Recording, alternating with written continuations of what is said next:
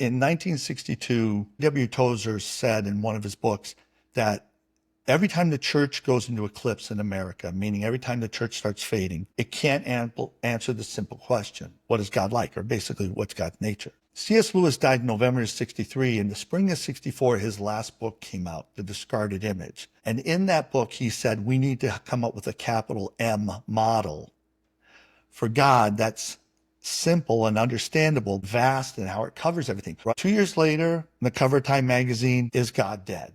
So now they had to come up with an answer. And they waited 3 years. And in 1969, the church in America created what's known as the Godless Christianity Movement. And this was written about in a 2009 article in Newsweek. So 40 years after this, there was an article in 2009, and this 2 years after I published Following God. There's a big cross on the cover, and it's like, is it the death of the Christian church in America? And in that article, Secular Magazine, they say that the church fell apart in 1969 because they couldn't answer the question of who was God. So they said, we're going to go without an orthodox or correct understanding of God's nature. The problem is ever since 1969, every pastor who's become a pastor since 1969 believes it is wrong to have an explanation for God's nature. And that's why the church is falling apart.